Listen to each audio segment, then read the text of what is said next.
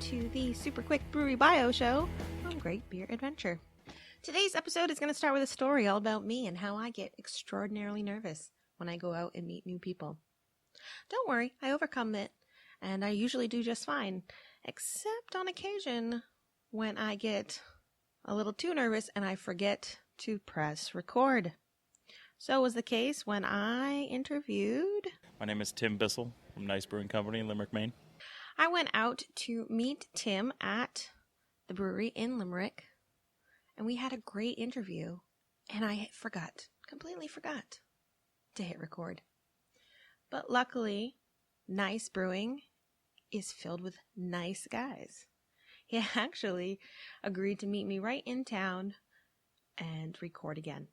So, of course, my very first question for the second time around was, what was your first beer memory? Oh, yeah, that's right. My first beer memory. It was taking a Miller Lite out of the beer fridge when I was 8 or 10. I can't remember the exact age, but thinking it was a soda and taking a big sip and not hating it, but also understanding from the reaction of the adults around that it was not the best thing to be doing. So there's a long gap between my first beer experience and my next beer experience. This reminded me of somebody else that had found a beer down in their basement, and we got chatting about random beers. Like the old can of Billy beer that my dad has in the basement that's still full.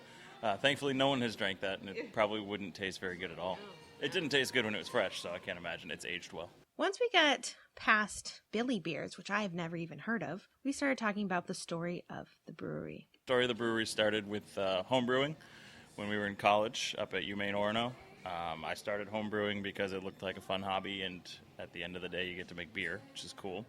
And then Dustin, who is the other half of the brewing team, he's a science-minded person, so he dug right into the sciencey side and, started doing all grain brewing and making all kinds of different recipes, and it just sort of snowballed from there to the point now where we have a brewery. Now, Limerick is out in the middle of nowhere, so I wanted to know why they chose Limerick, Maine to be the home of the brewery. Dustin is from Limerick. We're on actually his family's land. So the brewery bought 8.5 acres from his parents. It made sense for us because we wanted to do something to tie the land into the brewing process and work on growing our own hops. And, we raise the pigs at the brewery. It allows us to do more than just run a production brewery, which we always wanted to make it kind of Dustin uses the word agro-geo brewery, which I know what it means, sort of, but it just kind of speaks to that tie-in with the land. And if you build it, they will come. You see a lot of rural breweries in Maine that are starting to take hold now, like Squaretail and Amherst. Oxbow sort of paved the road over in Newcastle. And then you got breweries in Skowhegan and Farmington. Everyone, they're popping up all over the place, and it's really cool to see local small communities come around a brewery like that. It's true. There are many, many small breweries that are happening in small little towns all across Maine. And that's why we're doing this Super Quick Brewery Bio series. We want to introduce you to all of the places that are a little bit more out of the way. Coming in the new year, we'll actually sit down with a group of people up in Bangor that are doing amazing things. But all of that's for another day. Now, let's get back to Tim's story. Another of my favorite questions to ask is what a person's favorite beer is that they make. I get a lot of answers that start out with, that's like trying to pick my favorite child, or it changes day to day. The first time I asked Tim this question, even though he doesn't have children, he used both of those excuses until he finally came up with his answer. So I wondered if his answer would be the same this time around.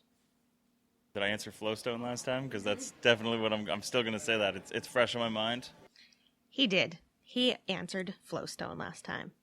Just love the way that it came together, in that it represents, kind of our barrel program and working with Brettanomyces to pull out, really neat, interesting, kind of fruity but funky flavors. And then I am a hop junkie. I know our roster of beers wouldn't lead you to believe that, but I do. I love a good hoppy beer, and I really like the hop notes on Flowstone.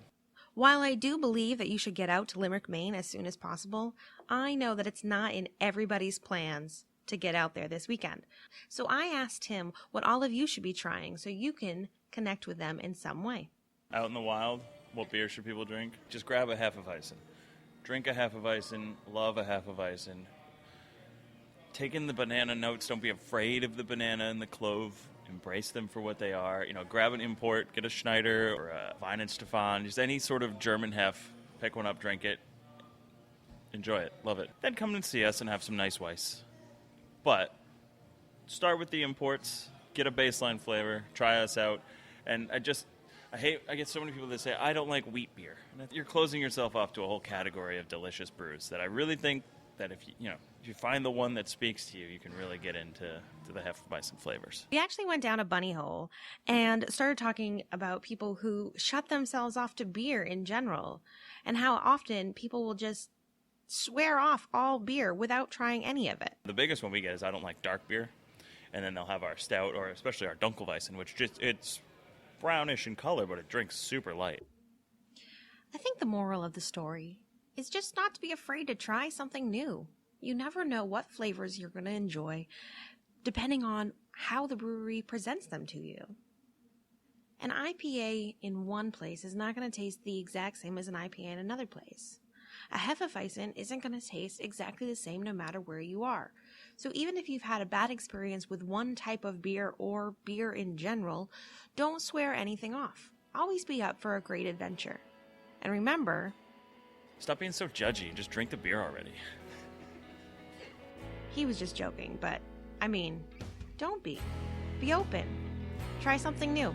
Give everything out there a try, even if it's not your favorite type.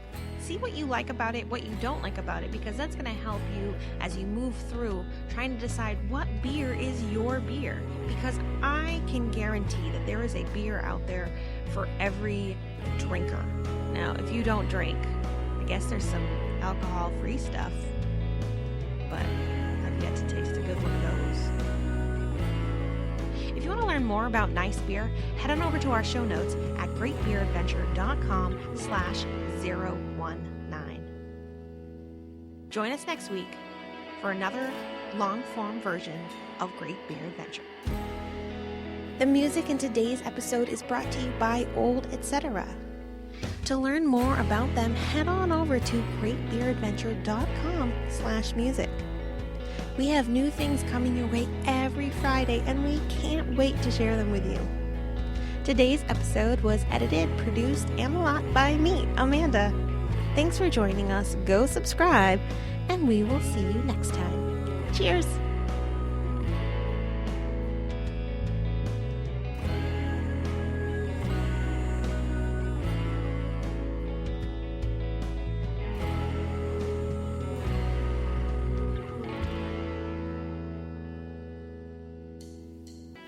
Want to know more? Be sure to find us on Twitter and Instagram at Great Beer Women. Make sure you head on over to greatbeeradventure.com/subscribe to subscribe. That way, you'll be the first to know when a new episode goes live. We would love it if you left a rating and review on your favorite podcatcher. Let's spread the word and get more people knowing about beer in the great state of Maine. Great Beer Adventure is part of Portland Roots Media.